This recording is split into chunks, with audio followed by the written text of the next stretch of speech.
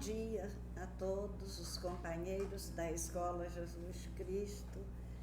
Nós continuamos com as nossas aulas do segundo domingo com o estudo da obra de André Luiz.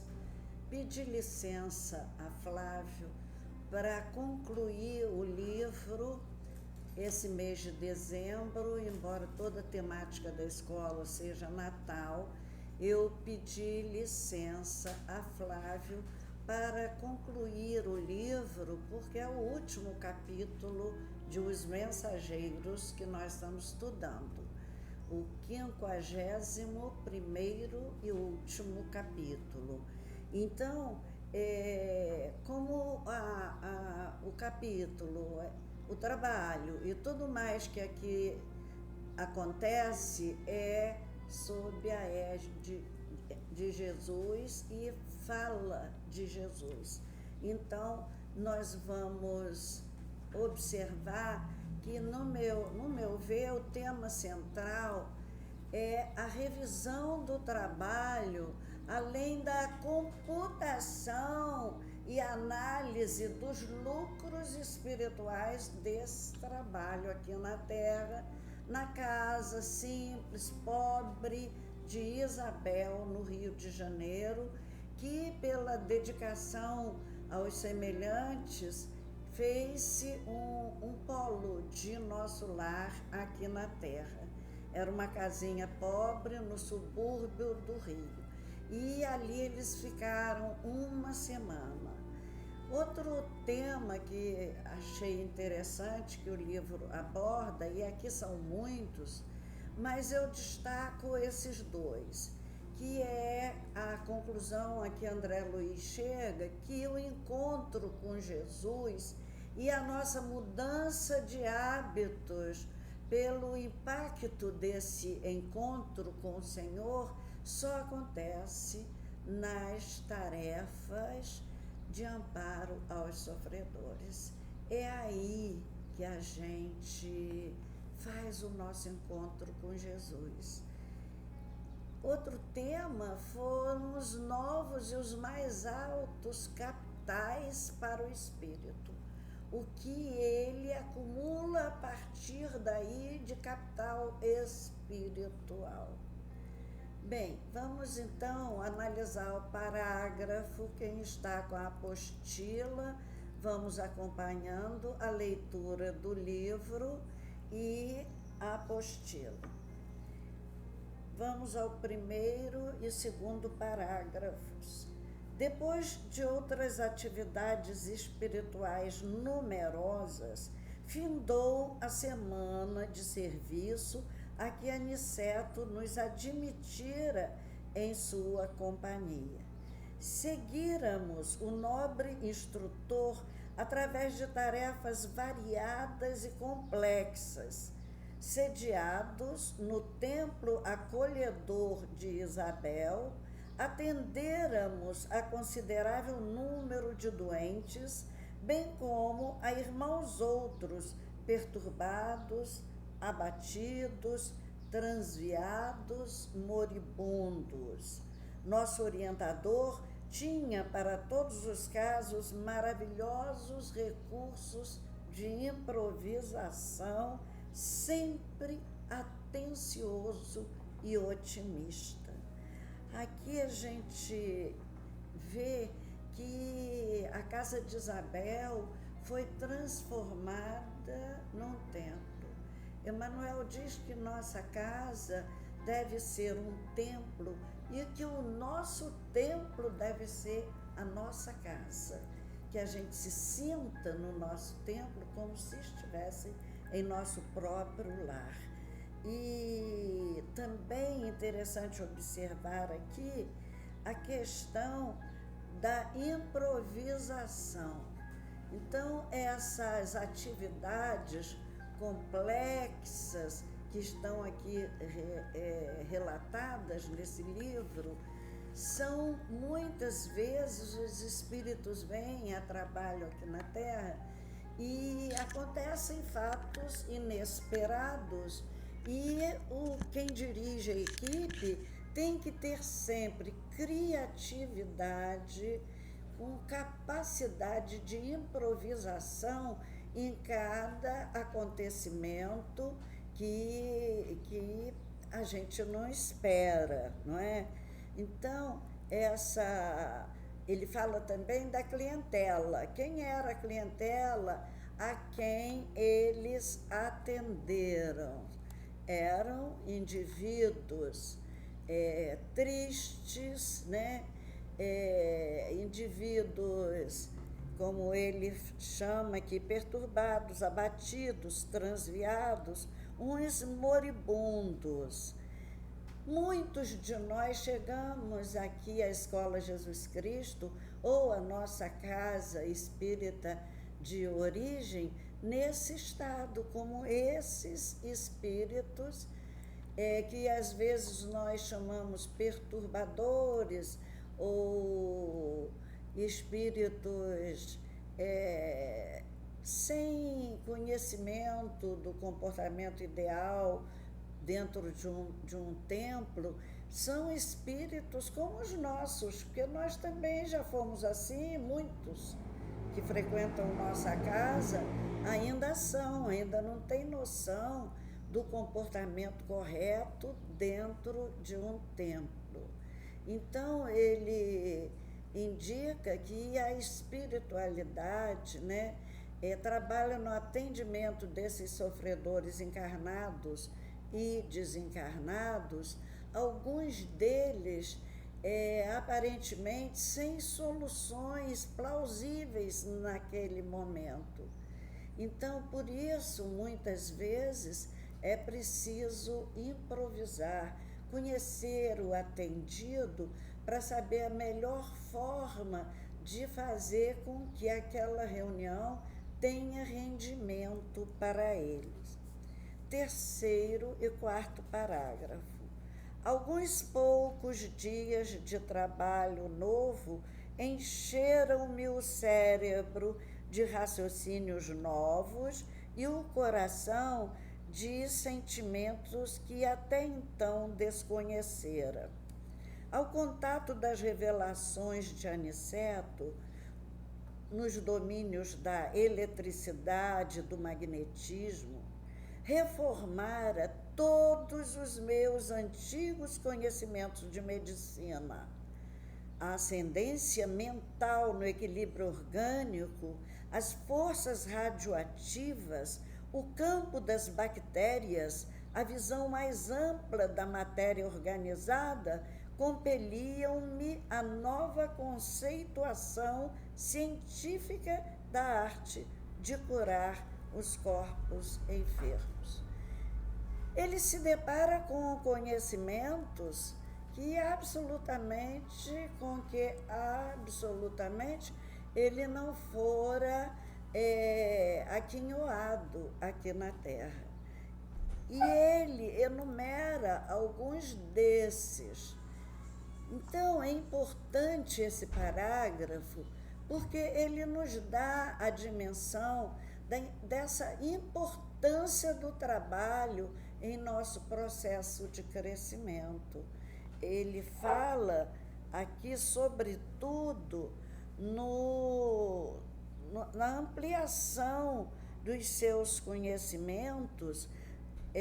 Encheram-me o cérebro de raciocínios novos e o coração de sentimentos que desconhecera até então.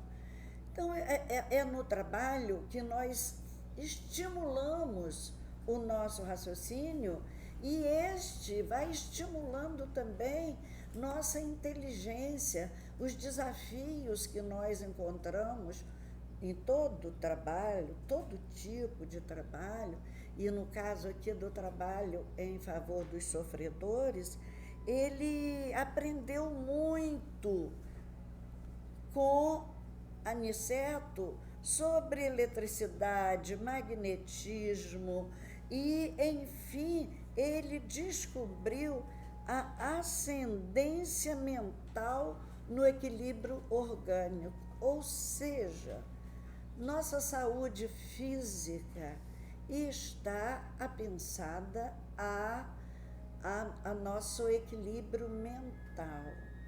quando estamos com raiva, quando estamos tristes, quando nos decepcionamos, quando fantasiamos muito a vida e a resposta não vem à altura, muitas vezes nós nos desequilibramos emocionalmente e a nossa mente adoece, adoecendo também o nosso corpo.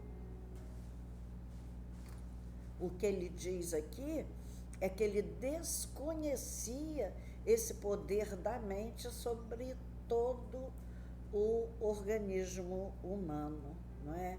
Então, ele fez aí nesse parágrafo, nesse terceiro e quarto parágrafo, ele teve a visão de tudo aquilo que ele aprendeu e, adicionando a boa vontade aliada ao sentimento de solidariedade, ele acaba desenvolvendo também os sentimentos. Também o seu coração acaba sendo afetado e formando o que nós chamamos de, conhecemos hoje como inteligência emocional, que é a mais alta forma de inteligência a que a humanidade terrestre tem acesso, agora alcança, e o ápice dessa inteligência, segundo o Daniel Goleman, que foi o criador dessa ideia das inteligências múltiplas, o ápice da inteligência emocional se constitui na fé e na solidariedade. Ou seja, é a inteligência que vai vigorar a partir desse ciclo que nós estamos concluindo nesse momento de tanto sofrimento, e é esse tipo de inteligência que nós estamos desenvolvendo na dor para a próxima etapa do nosso planeta. E aqui na Terra já alguém, né, o Daniel Goleman, que já alcançou essa nova etapa da vida nessas suas múltiplas formas de inteligência. Então, ele faz um relato do aprendizado, computa o seu aprendizado nessa semana, não é? E observando o quanto a medicina da Terra caminha ainda muito devagar na área desses conhecimentos que André Luiz expõe aqui no livro Os Mensageiros. E o Espiritismo, que traz em seu portal Fora da Caridade Não Há Salvação, e que nos pede ainda trabalho, solidariedade e tolerância, essas virtudes se agigantam quando nós trabalhamos em favor do outro. Agora, nessa pandemia, nós estamos vendo a humanidade inteira descobrir o valor do outro, porque estamos isolados, estamos proibidos de abraçar e de fazer visitas, de festejar juntos os aniversários. Então, essas máximas que nós estamos aprendendo aqui no livro é a própria sequência da obra de Kardec. Vamos ler agora os quinto e sexto parágrafos. Alargara-se, sobretudo em minha alma, o entendimento acerca do médico divino que restabelece a saúde do espírito imortal. A claridade extensa que me felicitava agora o espírito fornecia mais largo conhecimento de Jesus. Compreendi, então, que a fé não constitui uma afirmativa de lábios, nem uma adesão de ordem estatística. Procurá-la-ia em vão na esfera sectária, nas disputas vulgares, nos cultos exteriores, alteráveis todos os dias. Era assim, uma fonte d'água viva, nascendo espontaneamente em minha alma.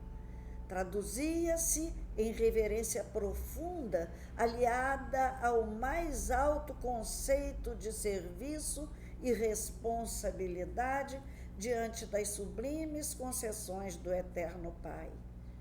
Encontraram um tesouro inacessível à destruição e um bem intransferível, por nascido e consolidado em mim mesmo.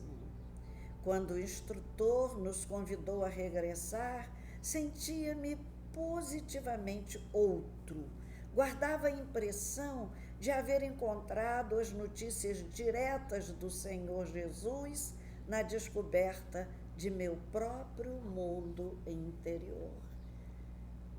Foi para isso que Jesus veio, para que a gente o visse e visse ao Pai. Quem vê a mim vê ao Pai, dentro de nós mesmos. E é o que esse 5º parágrafo, lindo, maravilhoso, nos fala. Ele, enfim, descobriu Jesus, o médico divino.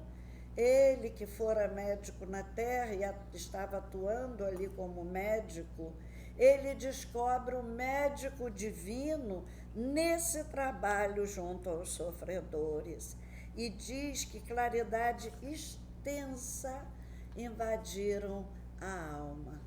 Ou seja, sem qualquer entendimento anterior, entendimento maior do espírito ou sobre a espiritualidade, através do trabalho, ele constrói um novo entendimento. Vai reconstruindo no seu entendimento pequeno, de médico da terra, um entendimento maior acerca de Jesus. Essa claridade imensa que brilha agora no seu espírito é a presença de Jesus. Do Jesus que nós comemoramos agora, nesse Natal, mais um nascimento. Para nós humanos, mais uma alegria de saber que Ele nos ama a ponto de se submeter a tanto sacrifício, de mergulhar na terra de homens bárbaros ainda, capazes daquela atrocidade toda que fizeram com Ele, para que um dia algum de nós o encontrasse dentro de nós mesmos. E ele faz essa descoberta importantíssima sobre a fé. A fé não se alinhava a esses cultos exteriores que nós professamos em nossos templos aqui na terra. Ela não se acrisola em templos religiosos do mundo. E aí ele faz essa definição que eu achei belíssima de fé. Fé é fonte de água viva nascendo espontaneamente em minha alma. Que magnífica descoberta, que semana de luz esses espíritos tiveram, esses que estão aprendendo. E essa definição de André Luiz da fé me lembra um texto de João 7,38, em que Jesus diz assim: quem crê em mim, em seu interior fluirão rios de água viva. É a água, porque a água, além de ser a bênção da terra, a bênção maior que nos gerou, que nos fez homens, seres humanos, e que vive em nosso corpo em abundância, a água, ela corre e beneficia a muitas criaturas. Então, essa água da fé, ela vai beneficiar muitos. Cada um que tem fé vai fazer que esses rios de água viva corra em benefício de outros tão sofredores como nós mesmos. E nesse caso, é o Cristo nos dizendo isso. E ele encontrou o Cristo aí. O Cristo vivo, o Cristo que não depende de templos aqui na terra. Os templos são para nós estarmos juntos, convivermos, nos regozijarmos e alimentar essa fé com as palavras de Jesus que são ditas e trabalhadas nos nossos templos. Então, ele se sente uma outra criatura, ele se sente como se sentiu Zaqueu, Madalena, Paulo, para citar apenas alguns daqueles que representam os muitos personagens que desde o início da história do cristianismo vêm se transformando em homens novos através das palavras de Jesus. Ele capitalizou bens tão caros e tão raros que ele não podia partilhar, seriam bens que ele levaria com ele para a vida eterna, porque também eram bens que nasceram dele, que ele espalharia pelo mundo, mas essa consciência, esse entendimento de Jesus, ele guardaria e levaria com ele. E cabe a gente fazer uma reflexão aqui. Ele fica muito grato, que ele fala como pagar a seu instrutor a capitalização de bens tão caros. E aí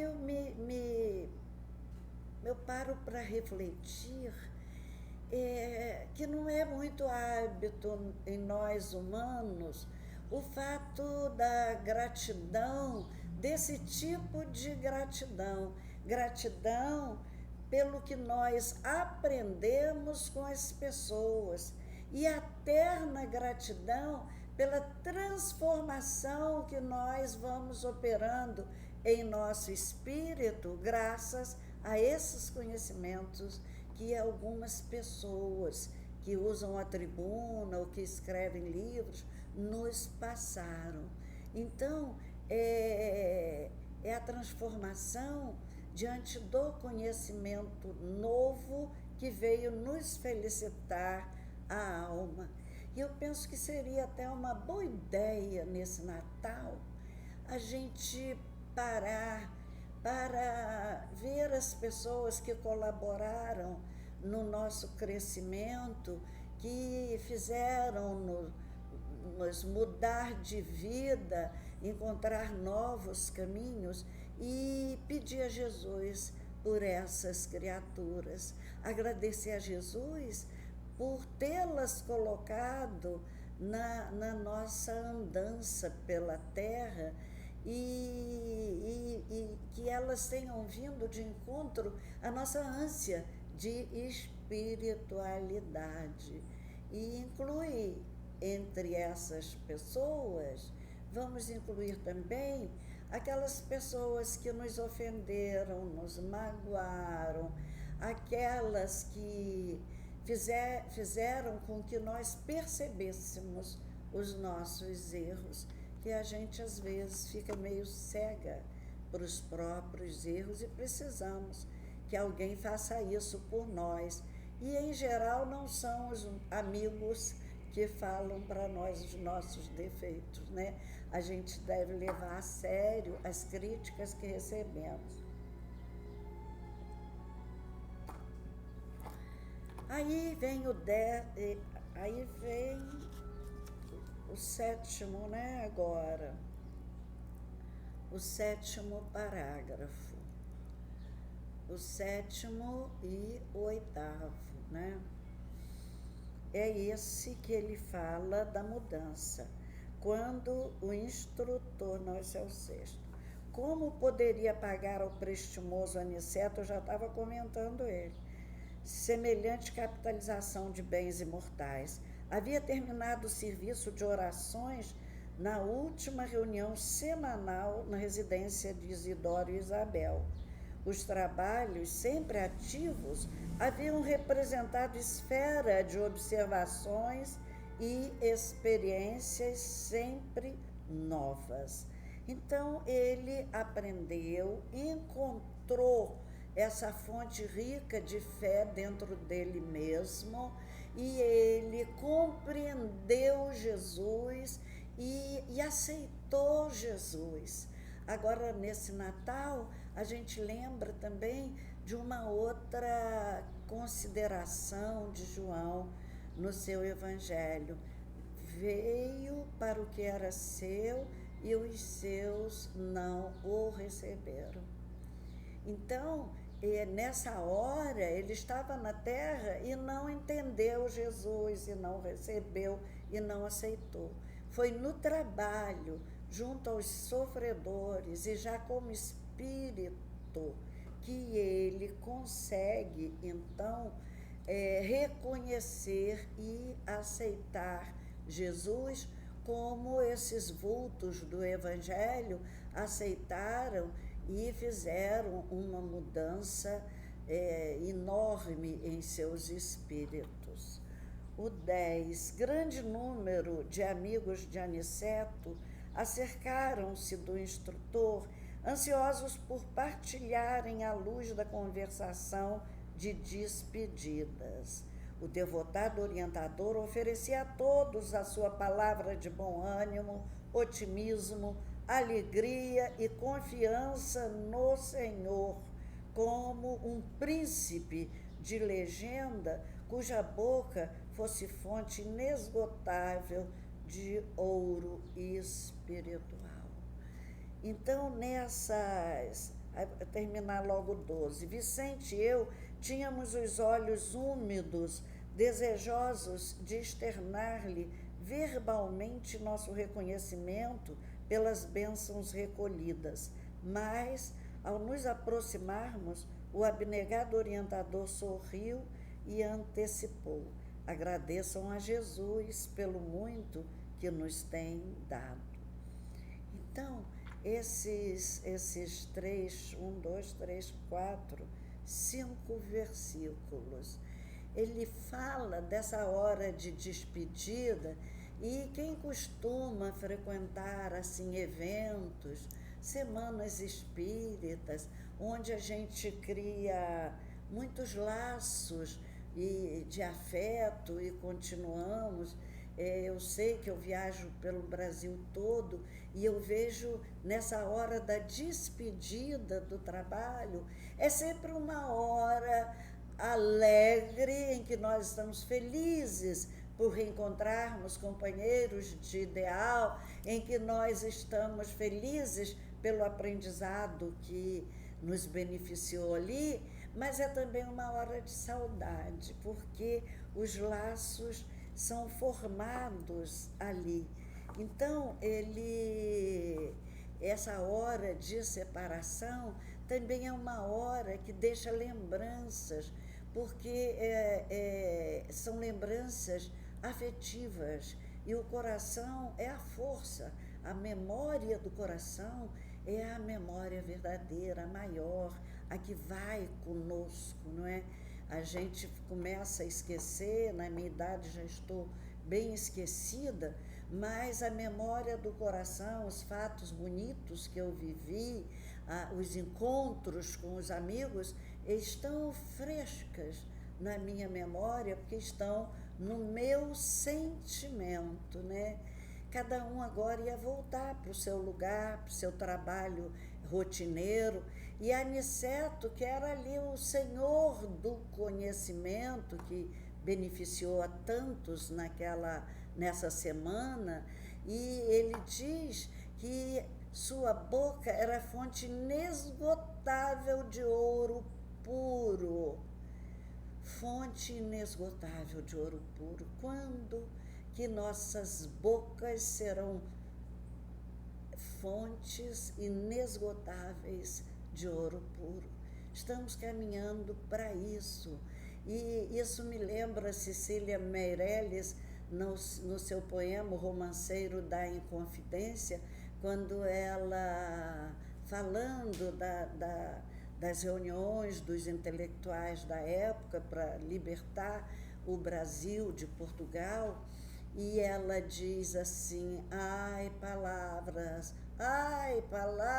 que grande potência a vossa. Ai, palavra, que grande potência a vossa. Então, a potência, no caso da palavra de Aniceto, era uma potência para o bem, para a luz, para a paz. E no nosso caso, nossas palavras são ouro. Jesus disse que a boca fala do que o coração anda cheio. Então, nós, ao falarmos, estamos sempre mostrando a nossa essência.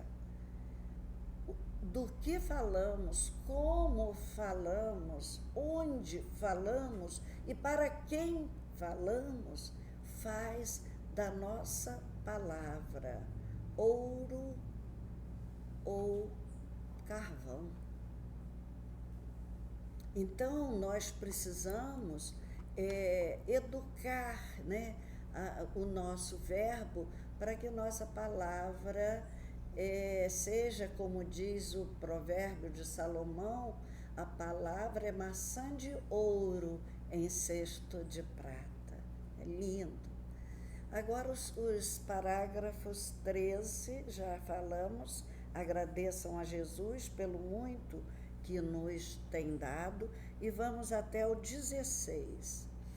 E tomando a Bíblia como interessado em fixar o assunto geral no amor às coisas santificadas, leu em voz alta no capítulo 2 dos Provérbios de Salomão: Filho meu, se aceitares as minhas palavras e guardares contigo os meus mandamentos, para fazeres atento à sabedoria o teu ouvido e para inclinares o teu coração ao entendimento, e se clamares por entendimento e por inteligência, alçares a tua voz, se como a prata a buscares e como a tesouros ocultos a procurares, então entenderás o temor do Senhor e acharás o conhecimento de Deus. Deixou em seguida o livro sagrado sobre a mesa e sentenciou. Então, aqui até o 16,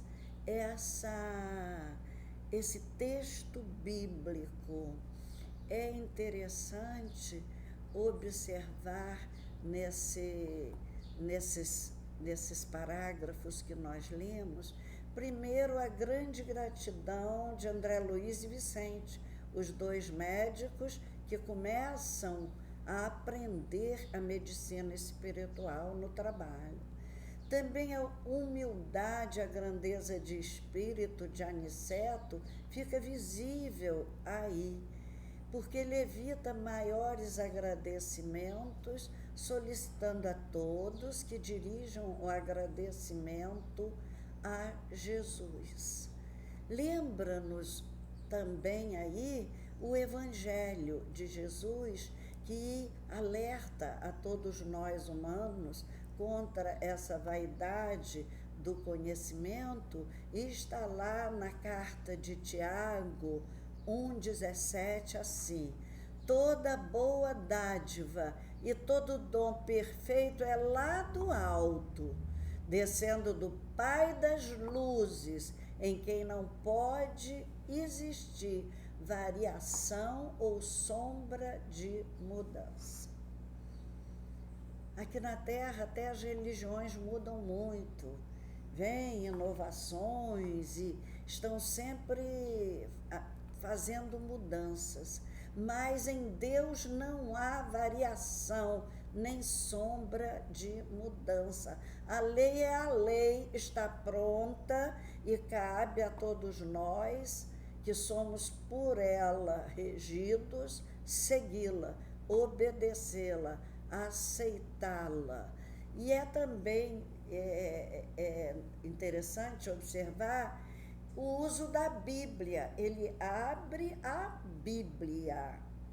Eu falo isso, ressalto isso, porque eu visitei muitos grupos espíritas e sempre que eu precisava, emergentemente, de um Novo Testamento ou mesmo da Bíblia, eu nunca achei, na maioria dos templos espíritas, uma Bíblia. E já havia alguém me dizer assim, a Bíblia é para crente. Gente, a Bíblia é um livro sagrado. Chico Xavier é claro no seu Pinga-Fogo, quando ele diz a Bíblia é nosso livro santo e é o livro de todos os cristãos. Nós somos cristãos. Temos que reverenciar, consultar, estudar também a Bíblia. Aniceto, então, abre a Bíblia em Provérbios, e que Provérbios é um dos 5 livros poéticos da Bíblia, que é a classificação dos livros da Bíblia. Provérbios é um livro poético, o Salmo, Jó, Eclesiastes e Cântico dos Cânticos são chamados livros poéticos. E ele declama esse texto belíssimo que se refere à aceitação e à guarda dos mandamentos divinos, que o ouvido deve estar atento para registrar esses ensinamentos, que naquela época as pessoas trabalhavam muito mais na oralidade e conheciam os textos sagrados pelas explanações dentro do templo dos fariseus, dos doutores da lei. Então, a educação do ouvido, fazermos ouvidos mais seletivos, a guarda desses mandamentos. O ouvido deve estar atento ao registro da sabedoria da lei divina. E também ressalta o entendimento maior do coração, o que nós já havíamos falado em parágrafos anteriores, sobre a importância do sentimento sobre todo o resto do que nós somos. E no nascimento de Jesus também, falando sobre o coração como essa memória, voltando ao Natal, que é o nosso mês do Natal, nós vamos ver também no relato de Lucas 2:19, quando ele diz no momento do nascimento que os anjos cantavam nos céus, a estrela guiando os pastores, a manjedoura.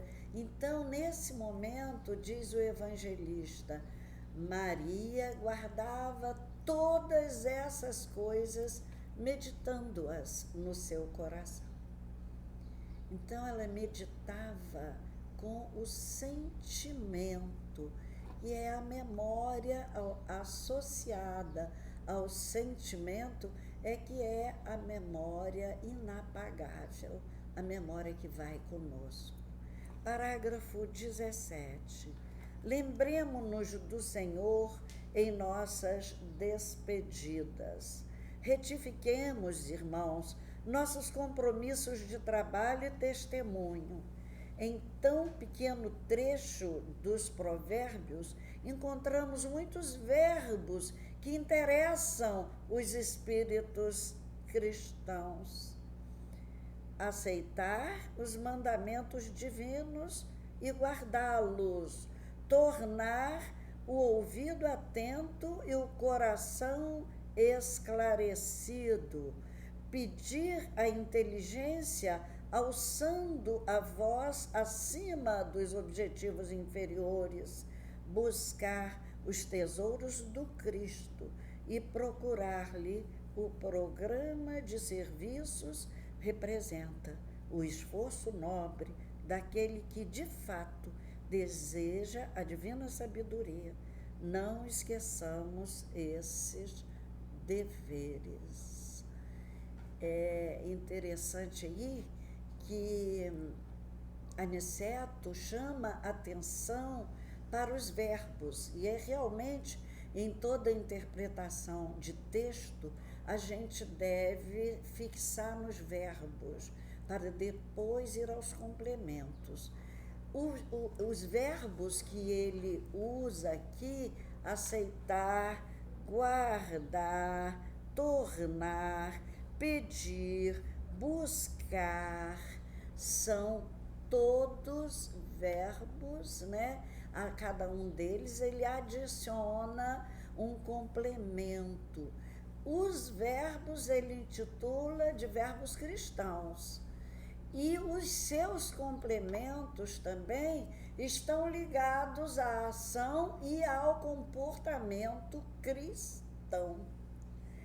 Aniceto apanha esses verbos e vai, então, estender a explicação desse trecho bíblico, não é? Agora o 18. Mais uma vez, aqui no 18, eu tenho que vir para cá. Como a pausa se fizesse mais longa, um irmão rogou ao querido amigo prosseguisse na interpretação do texto, mas Aniceto replicou em tom fraternal: por agora, meu irmão, não é mais possível. Outras obrigações nos chamam de longe. E, dirigindo-se particularmente a Vicente e a mim, acentuou: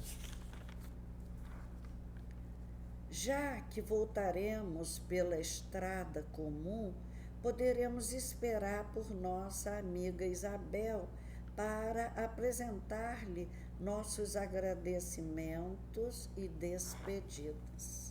Bem, nesse parágrafo 18, né, mais uma vez, ele faz do trabalho a prioridade. Aniceto achou que não devia mais estender, explicar mais muitas coisas, porque eles tinham obrigações maiores a cumprir. Eles estavam encantados com a interpretação de Aniceto e queria prolongar essa explicação. Então, nós observamos aqui, mais uma vez, e isso em toda a obra de André Luiz, nós vamos encontrar interrupções de explanações em favor do trabalho. E, mais uma vez, a prioridade aqui é o trabalho. Realmente, o estudo nos deleita o espírito. É muito bom, mas o trabalho de amor que ampara os nossos semelhantes em sofrimento se faz prioridade para os espíritos que já conhecem o bem, que já sabem como agir bem, no bem, com o bem e para o bem. E no nosso Evangelho segundo o Espiritismo, nós vamos encontrar esse outro foco de ensinamento do Espírito de verdade. Espíritas, amai-vos, eis o primeiro ensinamento. Instruí-vos, eis o segundo. o primeiro ensinamento da doutrina é o mesmo de Jesus. Amai a Deus sobre todas as coisas e ao próximo como a ti mesmo. E Kardec continua, os espíritos que elaboraram todo esse edifício espiritual da doutrina espírita nos orientam nesse sentido. Primeiro, amar, depois, instruir. Então, o nosso trabalho junto aos sofredores que aguardam por nós, eles não podem esperar. Nesse trabalho de socorro ao próximo também está a saúde do nosso espírito, está a nossa saúde mental, para a gente viver mais tempo na Terra e poder espalhar mais o bem que a gente já aprendeu a fazer. E essas tarefas de amor nos dão uma alegria infinda. A gente sai de um trabalho desse rejuvenescido. Nós nos alegramos e alegramos as pessoas em nossa volta, e assim nós vamos contagiando as criaturas com o nosso entusiasmo, com a nossa alegria, com a nossa coragem.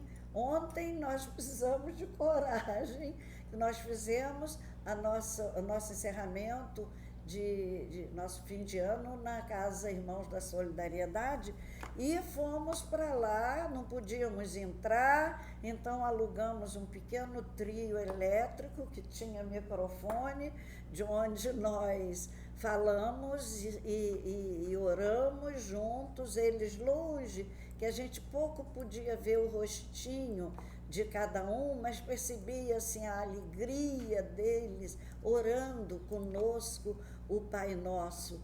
Mas tivemos que enfrentar a chuva.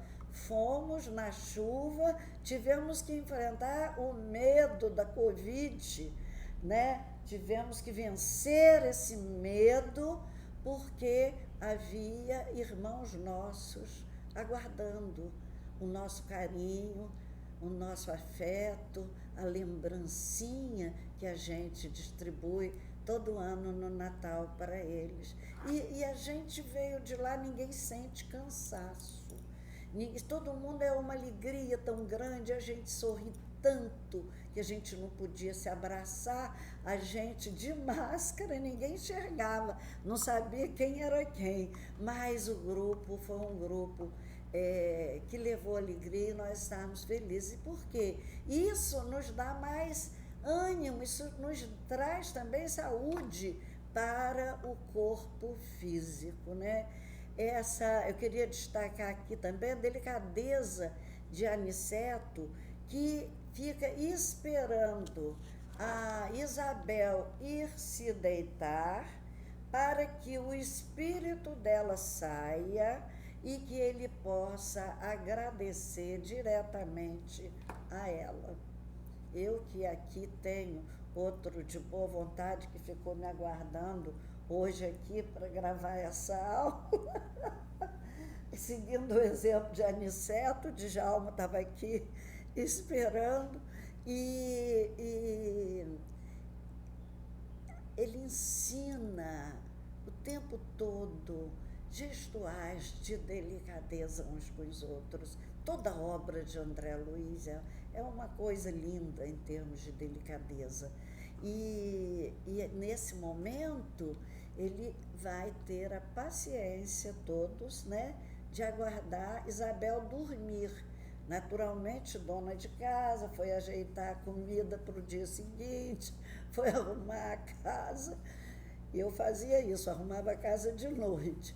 E quando ela dormiu, então, ela sai do corpo e, junto com o marido dela, que também era espírito, já havia desencarnado, vão se despedir desse grupo de trabalhadores, né, que fizeram esse trabalho bonito no lar dela, no templo dela, no seu templo humilde. E Aniceto agradece, e Isabel recebe dele esse reconhecimento pela oportunidade de servir naquela casinha simples. Os espíritos iluminados são tão interessantes, né?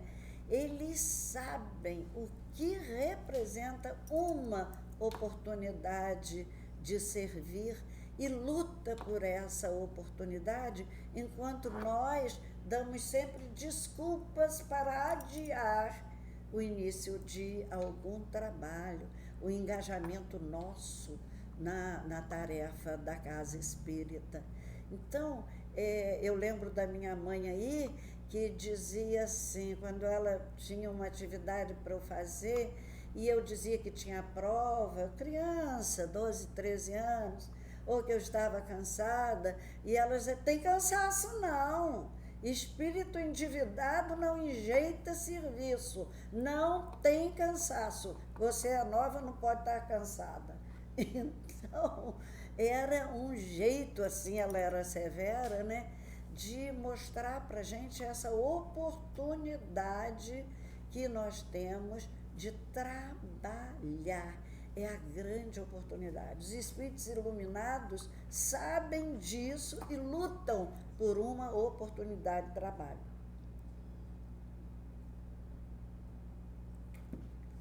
Agora, encerrando, os parágrafos, não encerra não, são 27, 23 e 24.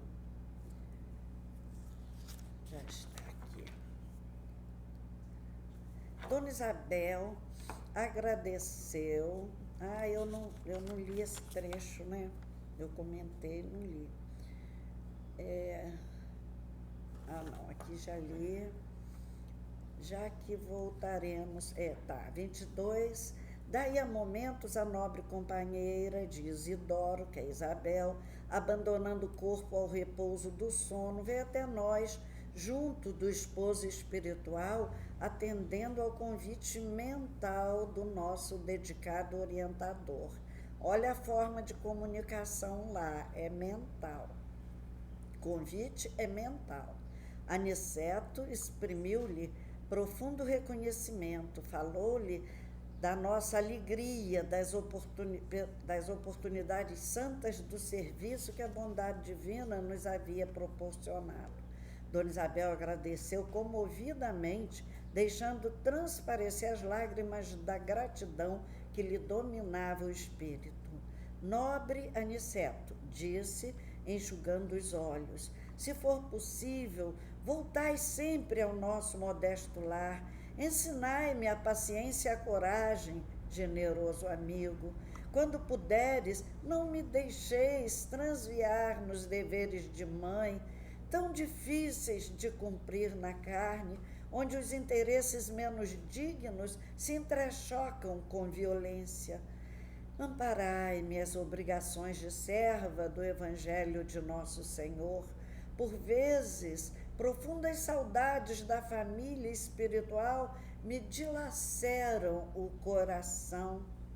Desejaria arrebatar meus filhos à esfera superior, incliná-los ao bem, para que a nossa união divina não tarde nos planos mais altos da vida. É isso que toda mãe quer. E essas saudades de nosso lar me pungem a alma, ameaçando, por vezes, minha tarefa humilde na terra. Nobre Aniceto, não vos esqueçais desta amiga pobre e imperfeita. Sei que Isidoro me segue passo a passo, mas ele e eu precisamos de amigos fortes na fé, como vós, que nos reavivem o bom ânimo na jornada dos deveres cristãos. Que humildade, né? Quanta humildade! Ela pedindo ajuda para não fracassar nas suas tarefas maternais. E como é difícil mesmo ser mãe aqui na Terra. Como é difícil não tolher demais, não ser autoritária e também não sair para desviar para a indisciplina, por deixar o filho fazer o que quer, chorou, aí dá o brinquedo porque está chorando. Como é difícil dar rédeas também aos nossos filhos, sem quebrar a sua independência, sem fazer desenvolver sua independência, né? E essa manifestação de gratidão de Isabel é muito linda. E Aniceto, logo depois, convoca a uma oração. A irmã Isabel não pôde continuar, porque o pranto lhe embargara a voz. Aniceto, de olhos brilhantes e serenos, enlaçou-a como pai e falou brandamente: Isabel, segue em teus testemunhos e não temas, estaremos contigo agora e sempre. Muitas criaturas admiráveis tiveram a tarefa, mas não esqueçamos, filha, que Jesus teve a tarefa e o sacrifício no mundo.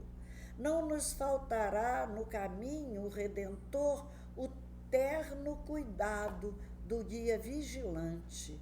Tem bom ânimo e caminha. Essa é a mensagem que André Luiz deixa para nós nesse fim de ano tão acossado de dores para todos nós. Esse capítulo parece que foi próprio para esse Natal e para esse fim de ano. Não temas, caminha. Agora, irmãos, auxiliem-me a orar. E conservando Isabel e Isidoro unidos ao seu coração, Aniceto fixou os olhos no alto e falou com sublime beleza. Com essa prece de Aniceto, nós encerramos o nosso ano de trabalho na Escola Jesus Cristo, com nossos votos de Feliz Natal para todos que nos ouvem. Senhor, ensina-nos a receber as bênçãos do serviço.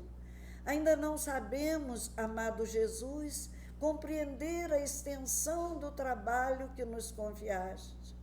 Permite, Senhor, possamos formar em nossa alma a convicção de que a obra do mundo te pertence, a fim de que a vaidade não se insinue em nossos corações com as aparências do bem. Dá-nos, Mestre, o espírito de consagração aos nossos deveres e desapego aos resultados que pertencem ao teu amor. Ensina-nos a agir sem as algemas das paixões, para que reconheçamos os teus santos objetivos. Senhor amorável, ajuda-nos a ser teus leais servidores. Mestre amoroso, concede-nos ainda as tuas lições. Juiz reto, conduze-nos aos caminhos direitos. Médico sublime, restaura-nos a saúde. Pastor compassivo, guia-nos à frente das águas vivas. Engenheiro sábio, dá-nos teu roteiro. Administrador generoso, inspira-nos a tarefa. Semeador do bem, ensina-nos a cultivar o campo das nossas almas. Carpinteiro divino, auxilia-nos a construir nossa casa eterna. Vamos orar.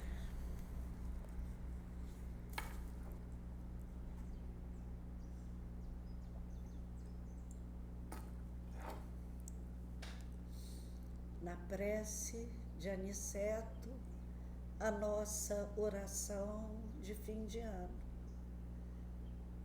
E a nossa súplica a Deus pela nossa escola Jesus Cristo e todas as casas religiosas de todas as religiões. Nossa súplica pela humanidade inteira, em tanto sofrimento nessa hora. Ampara-nos, Senhor, os deveres de cada dia.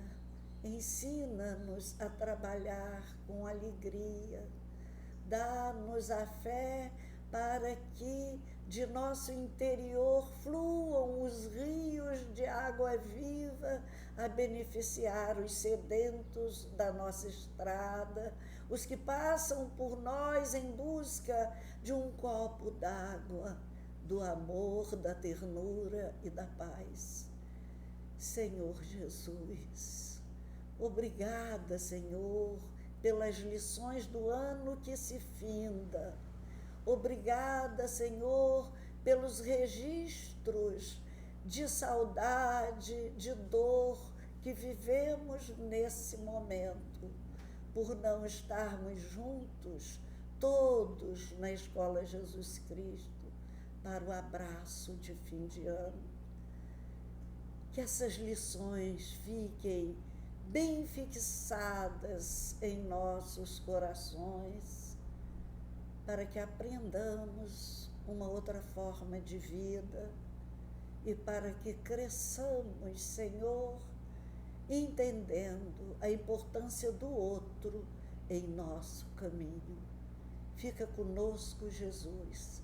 Despede-nos desse ano na sua paz e dá-nos força, ânimo, bom ânimo, coragem para enfrentarmos o ano de 2021.